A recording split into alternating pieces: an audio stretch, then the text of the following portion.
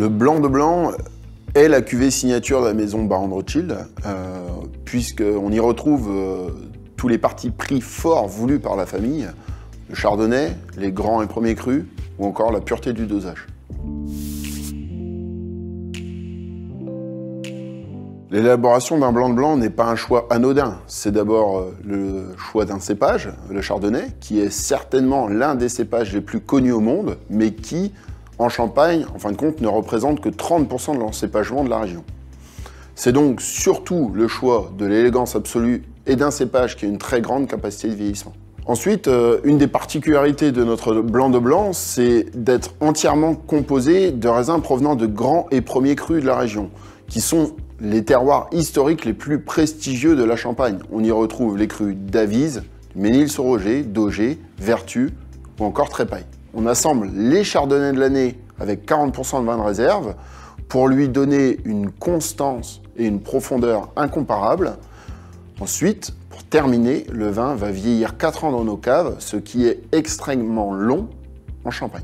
Et puisque l'on a choisi les plus beaux terroirs de chardonnay, on veut évidemment conserver et laisser exprimer la pureté de ces terroirs. C'est une autre vraie particularité de notre maison qui est de très peu doser nos vins. Le blanc de blanc sera donc dosé à 6 grammes maximum pour ne rien masquer, pour garder toute la finesse et la subtilité du chardonnay.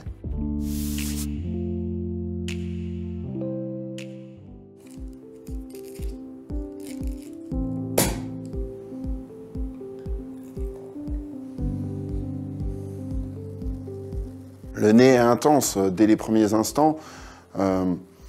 D'abord sur un registre très exotique, avec des notes d'agrumes et de fruits secs.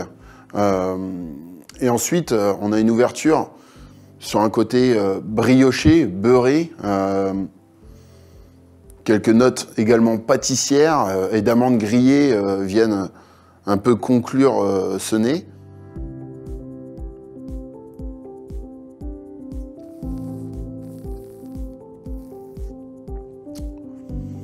L'attaque est franche, très citronnée, tout en longueur, avec beaucoup de verticalité dans le vin.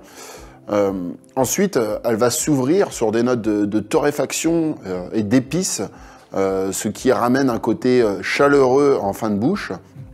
Et pour conclure, on a cette salinité qui vient nous amener beaucoup de longueur et qui donc nous amène sur un vin d'une très belle complexité.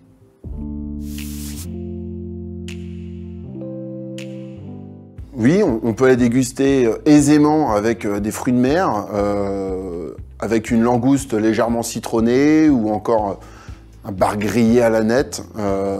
Cela ramènera un peu le côté très salin et minéral du vin. Mais on peut également envisager un dessert comme une belle tarte au citron, par exemple. Bonne dégustation!